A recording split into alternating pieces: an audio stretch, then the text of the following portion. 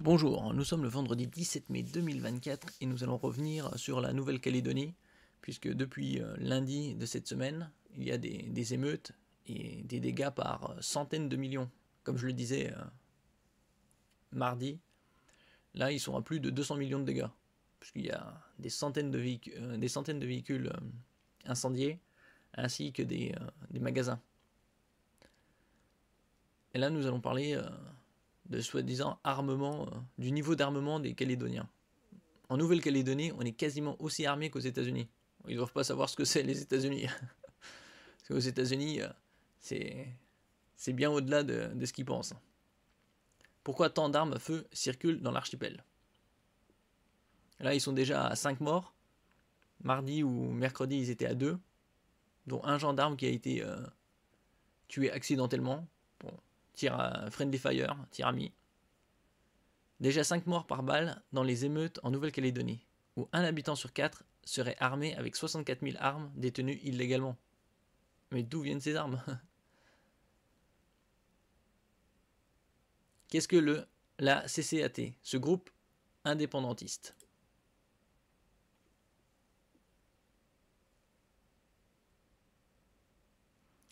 Née en 2023, la CCAT, cellule de coordination des actions de terrain, est une frange radicale du Front de libération kanak socialiste FLNKS. Libération socialiste, hein. Révolution.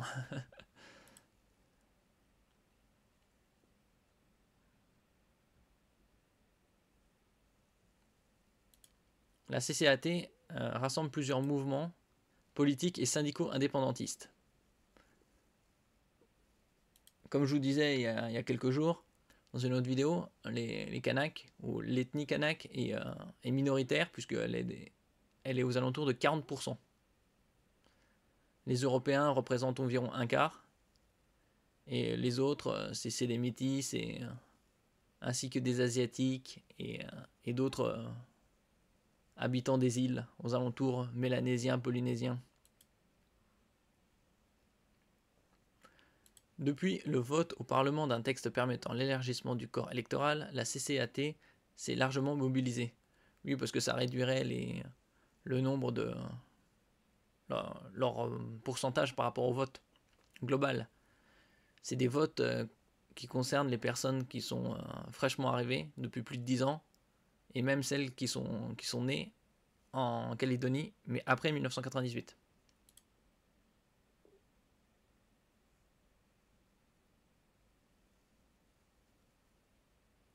La CCAT voit dans ce projet de réforme une menace sérieuse pour notre vivre ensemble et les marques d'une domination coloniale. Normalement, dans le vivre ensemble, il n'y a plus de toi, moi, c'est juste nous. Hein. Mais il y a quand même des marquages de différences, que ce soit ethniques, culturelles. Et donc le vivre ensemble, c'est possible sur la planète, mais majoritairement chacun dans son pays.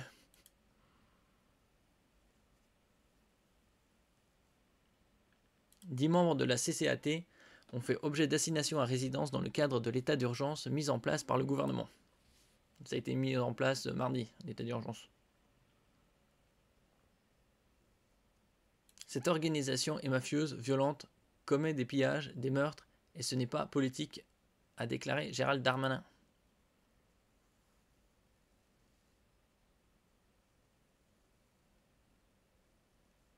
La CCAT est là pour interpeller l'État sur le glissement de terrain dans lequel on est en train d'aller. Christiantin, leader de la CCAT.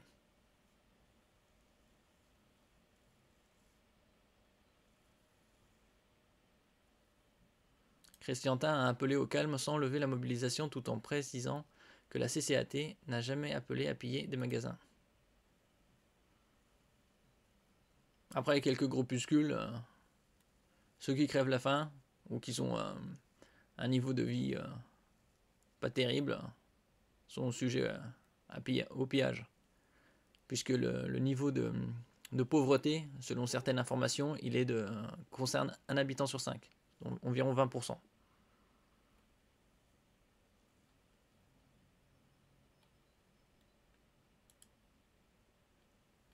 Il y a pas mal de nouvelles cette semaine, avec la Nouvelle-Calédonie lundi, également l'évasion au niveau d'un péage d'autoroute et la mort de 2 ou 3 policiers ou gendarmes.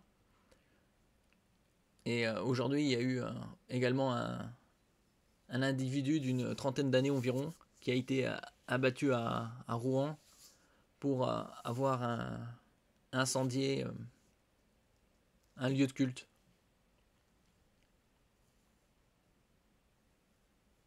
Une synagogue. Depuis lundi 13 mai, la Nouvelle-Calédonie est en état d'urgence suite aux émeutes meurtrières qui opposent les indépendantistes aux forces de l'ordre. 5 personnes, dont 2 gendarmes, ont trouvé la mort dans les affrontements où fusent les tirs de balles. Quant aux civils, ils s'organisent en échafaudant des barricades à l'entrée de leur quartier. Actuellement, un habitant sur 4 est armé dans l'archipel. 130 000 armes à feu seraient en circulation sur l'île, dont la moitié détenues illégalement.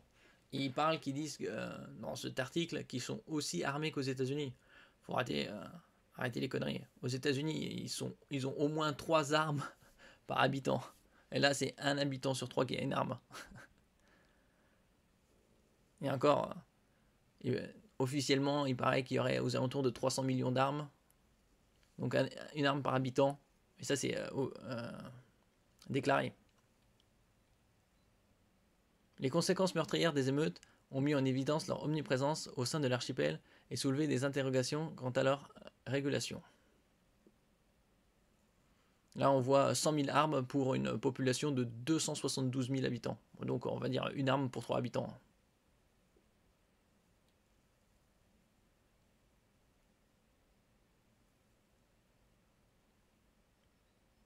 C'est sans compter sur celles détenues illégalement, soit 64 000 à 128 000. Voilà, c'est du simple double, hein, d'après les chiffres du Haut Commissariat de Nouvelle-Calédonie. Donc, 100 000 armes en circulation. Et là, il parle de 64 à 128 000 en plus.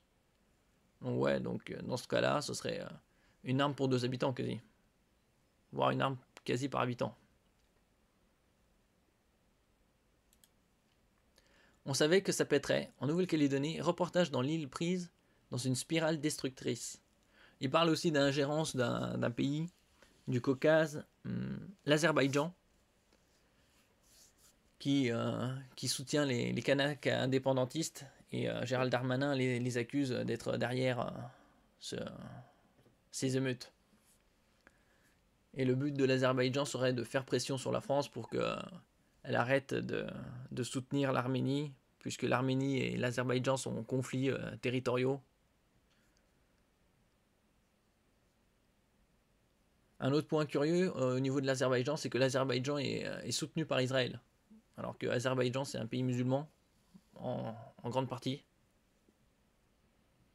Donc on voit le micmac politique, géostratégique dans tout ça.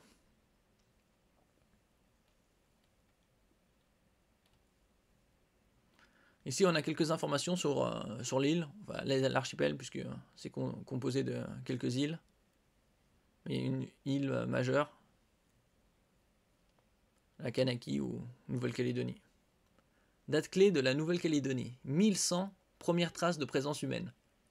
Ça veut dire qu'il y aurait 3100 ans de ça, il y aurait des habitants sur cette île. Moi, je trouve ça un peu curieux, hein, puisque si on compare dans la région, on voit ici l'Australie. Les aborigènes en Australie sont déjà sur cette île continent, hein, depuis 40 ou 50 000 ans. Alors que sur la Kanaki ou Nouvelle-Calédonie, ça serait depuis 3100 ans. Un peu du mal à croire. Surtout que en Polynésie, ils sont depuis plusieurs milliers d'années. Hein, également.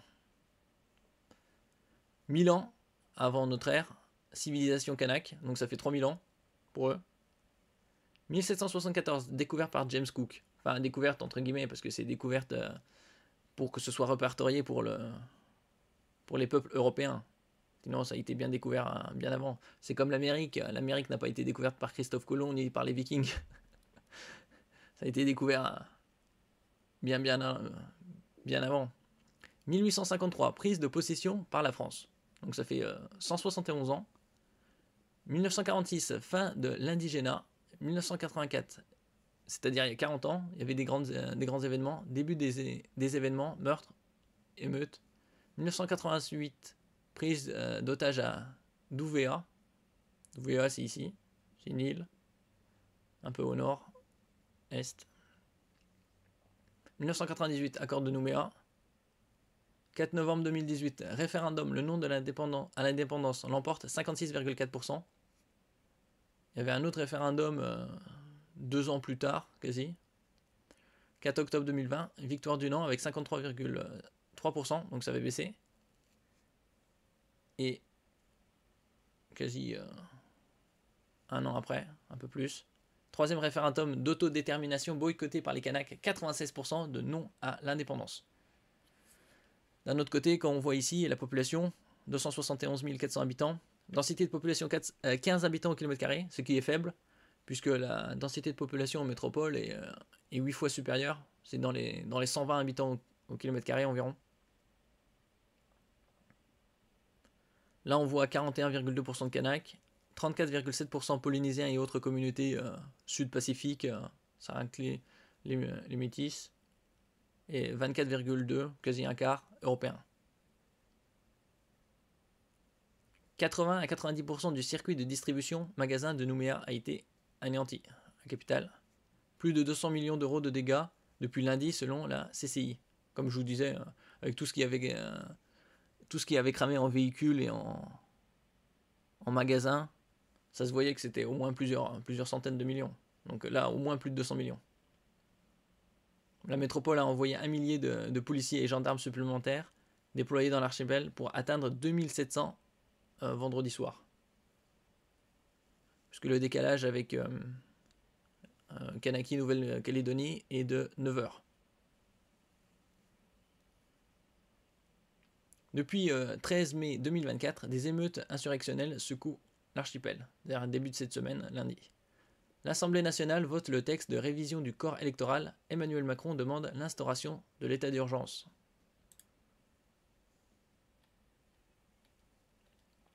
Là, ici, on voit quelques images de véhicules incinérés. Il y en a d'autres dans une concession, où c'était au moins, à vue d'œil, c'était une bonne trentaine, voire plus. Ce genre d'image fait penser un peu aux Caraïbes, style Haïti. Ils ont également coupé TikTok, le réseau social créé par les Chinois. Et donc, ils en ont bloqué l'accès. Sur quelle base légale le gouvernement s'appuie-t-il? Ce blocage est rendu possible par la mise en place de l'état d'urgence. Ce dispositif temporaire permet notamment au Premier ministre de demander sur le territoire le blocage d'un service de communication au public en ligne, provoquant à la commission d'actes de terrorisme ou en faisant l'apologie. Voilà, donc s'il y a des problèmes, vous savez, ils bloqueront tous les moyens de communication.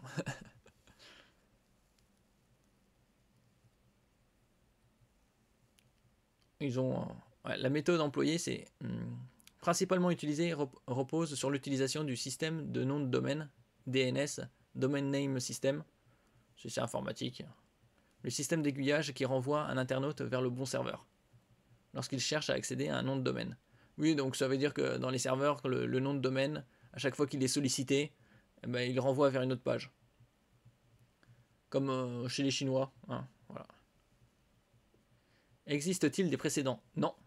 En France, et plus largement dans l'Union européenne, il semble qu'il s'agisse d'une première. Ah ouais, voilà. Numéro 1.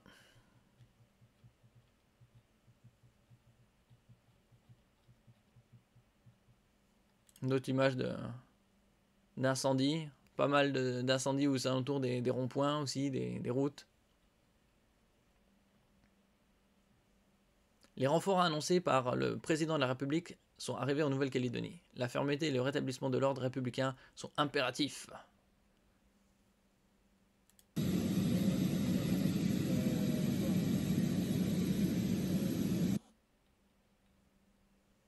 Là, on voit aussi le taux de chômage par groupe ethnique, on va dire. 2017 jusqu'à 2022, on voit que les Kanaks s'approchaient pas loin de 20% de chômage, alors qu'officiellement on est à 7,5% en moyenne. Autre communauté, plus dans les 7, 7,5%.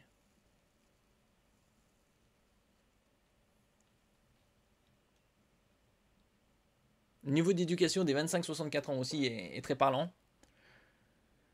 Par communauté en 2019. Alors ici on va les Kanaks. Sans diplôme et brevet des collèges. 46%. C'est énorme. Ça veut dire c'est 1 sur 2, on va dire. Européens, 11. Ça reste quand même élevé. Hein. Sans diplôme et sans brevet. Pour les Européens. Moyenne Nouvelle-Calédonie, 31,8. Et moyenne France métropolitaine, 19,9. Aussi élevé, 19,9 sans diplôme. Sans diplôme et brevet des collèges, juste. Ouais.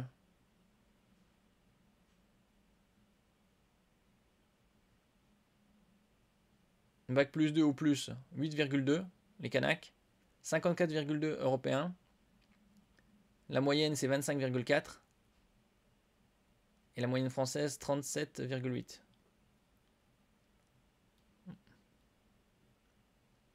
On peut voir aussi le coût de la vie, enfin un coût par rapport aux produits. Écart de prix entre la Nouvelle-Calédonie et la France métropolitaine en pourcentage en 2015 et 2022, l'évolution. En 2015, c'était aux alentours de 75%, c'est-à-dire c'est 3 quarts plus cher pour les produits alimentaires. Donc s'ils ne gagnent pas deux fois plus qu'en France, c'est très chaud. Ils ne gagnent pas 2 fois plus. Communication, 76,6. Santé, 40,9 en 2022. Logement et énergie, 29,6. Ça a baissé. Habillement et chaussures, 6,4. Bon, au moins ils peuvent s'habiller à peu près au même prix qu'en France métropolitaine. Mais bon, leur salaire, bien évidemment, n'est pas du même niveau. Autres biens et services, moins 12,2. Ensemble, 31. 31% plus onéreux qu'en France métropolitaine.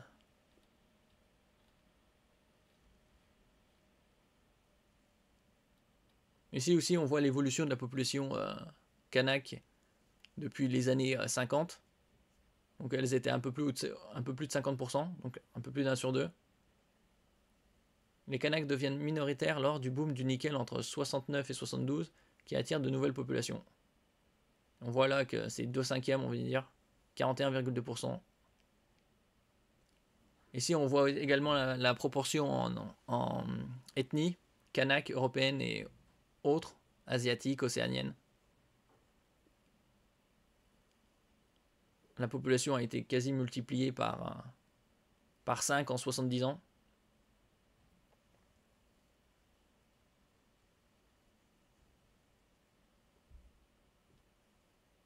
Et on voit avec le temps que la population européenne a pris de plus en plus de place et que les Kanaks ont légèrement ici reculé, passant de 51, on va dire, à 41.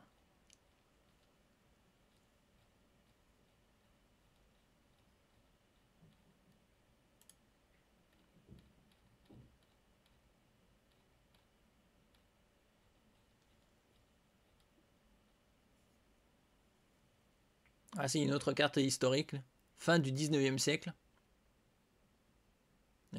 Relégation territoriale des Kanaks. Et réserve de Kanaks, un peu comme les réserves des populations nord-américaines, autochtones, on va dire, ou ayant vécu plus longtemps que les nouveaux arrivants européens. Amérindiens ou Peaux-Rouges. Il y a des dizaines et des dizaines d'ethnies, de tribus. La France s'attribue la propriété des terres néo-calédoniennes en 1855. Elle déplace et relègue les Kanaks dans les réserves. Donc déjà, c'est humiliant pour ces populations, puisqu'ils les parquent dans des réserves comme si c'était des bêtes, correspondant à 13% du territoire de la Grande Terre. Voilà, c'est la Grande Terre, ça représente bon, je dirais au moins pas loin de 90% de l'archipel néo-calédonien, lors des opérations dites du Grand Cantonnement, voilà. 1897 et 1903. Voilà, on voit qu'ils sont parqués surtout sur des îles à l'écart, Ouvéa, Lifou, Marais, île des Pins, île Bélep.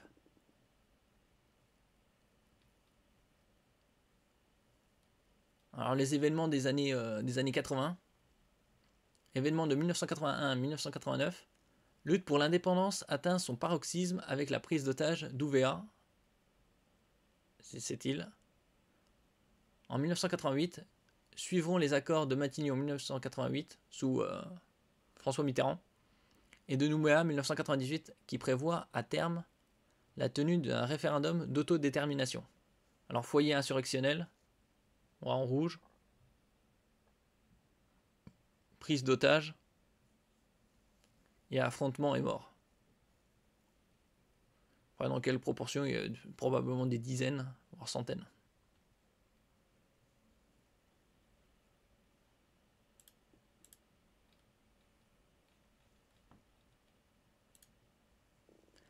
Merci pour votre écoute. N'oubliez pas de mettre un j'aime, un commentaire, de partager et de vous abonner à la chaîne. À la prochaine fois.